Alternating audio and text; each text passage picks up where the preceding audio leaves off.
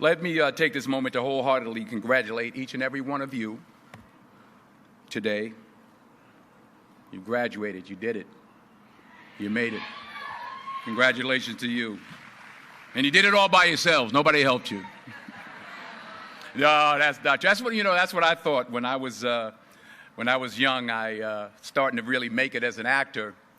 I came in. I talked to my mother. I said, "Ma, did you think that this was going to happen? I'd be so big, and I'll be able to take care of everybody, and I can do this, and I can do that, and I can." She said, "Boy, stop it right there. Stop it right there. Stop it right there." He said that if you only knew how many people that have been praying for you, how many prayer groups she put together, how many prayer cloths she gave me, how many times she splashed me with holy water to save my sorry behind, as she said it. She said, "Oh, you did it by yourself? I tell you what you can do by yourself. You can go outside, get a mop and a bucket and wash them windows. You can do that by yourself." Superstar.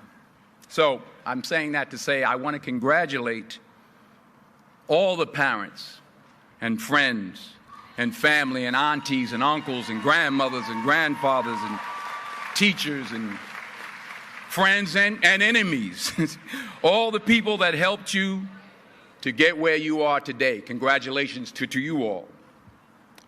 I'm going to tell about 2-3 stories. I'm going to keep it real short. I remember my graduation. Speaker got up there, went on forever, blah, blah, blah, blah, blah, blah, blah, blah, blah. So I'm going to keep it short. Number 1, put God first. Put God first in everything you do. Everything that you think you see in me, everything that I've accomplished, everything that you think I have, and I have a few things, everything that I have is by the grace of God. Understand that. It's a gift. 40 years ago, March 27th, 1975, it was 40 years ago, just this past March, I was flunking out of college.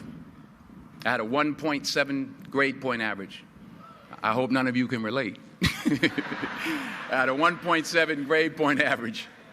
I was sitting in my mother's beauty shop. They still call it beauty shops now? What they call it now?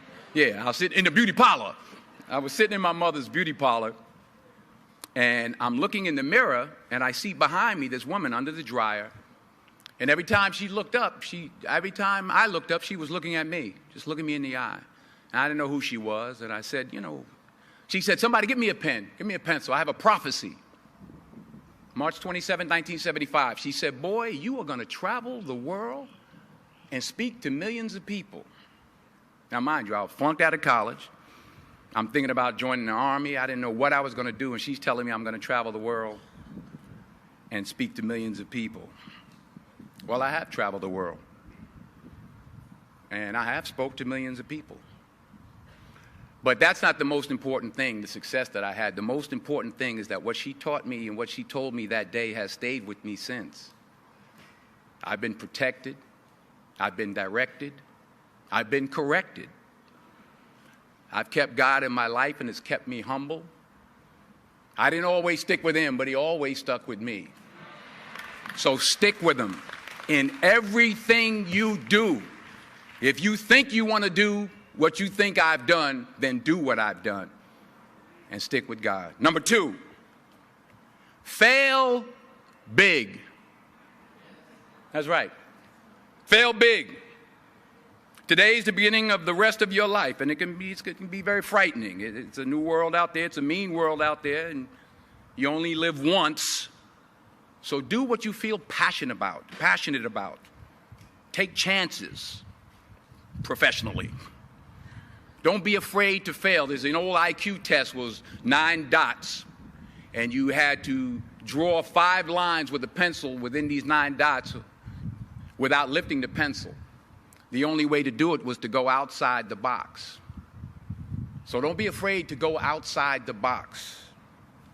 Don't be afraid to think outside the box. Don't be afraid to fail big, to dream big. But remember, dreams without goals are just dreams, and they ultimately fuel disappointment.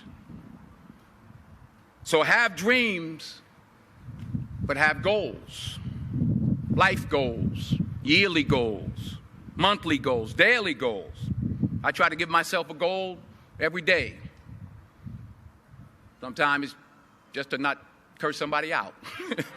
Simple goals, but have goals. And understand that to achieve these goals, you must apply discipline and consistency. In order to achieve your goals, you must apply discipline, which you have already done, and consistency every day, not just on Tuesday and miss a few days. You have to work at it every day. You have to plan every day. You've heard the saying, we don't plan to fail, we fail to plan.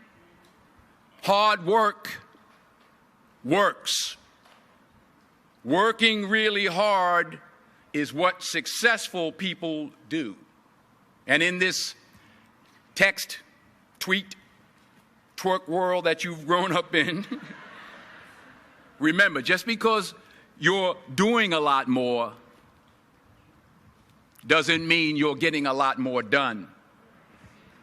Remember that. Just because you're doing a lot more doesn't mean you're getting a lot more done. Don't confuse movement with progress. My mother told me, she said, yeah, because you can run in place all the time and never get anywhere. So continue to strive, continue to have goals, continue to progress. Number 3, you'll never see a U-Haul behind a hearse. I'll say it again. You'll never see a U-Haul behind a hearse. I don't care how much money you make, you can't take it with you. The Egyptians tried it. They got robbed. That's all they got. You can't take it with you. And it's not how much you have.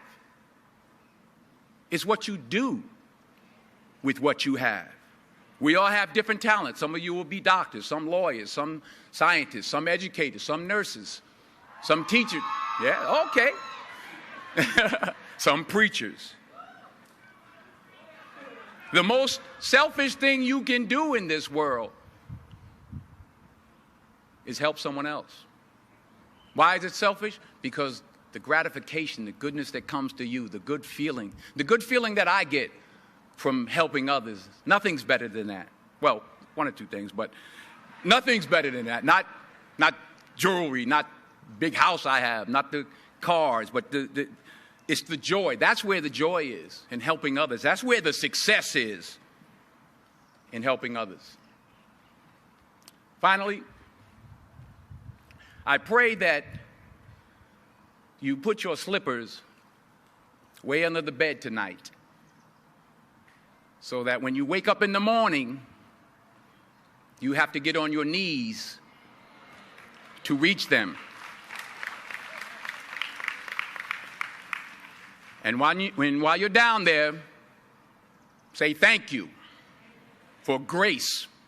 Thank you for mercy. Thank you for understanding. Thank you for wisdom. Thank you for parents. Thank you for love. Thank you for kindness. Thank you for humility. Thank you for peace. Thank you for prosperity. Say thank you in advance for what's already yours. That's how I live my life. That's why I am, one of the reasons why I am today. Say thank you in advance for what is already yours. True desire in the heart for anything good is God's proof to you, sent beforehand to indicate that it's yours already. I'll say it again. True desire in the heart, that itch that you have, whatever it is you want to do, that thing that you want to do to help others and to grow and to make money, that desire, that itch, that's God's proof to you, sent beforehand already to indicate that it's yours. And anything you want good, you can have. So claim it. Work hard to get it. When you get it, reach back. Pull someone else up. each one, teach one. Don't just aspire to make a living. Aspire to make a difference.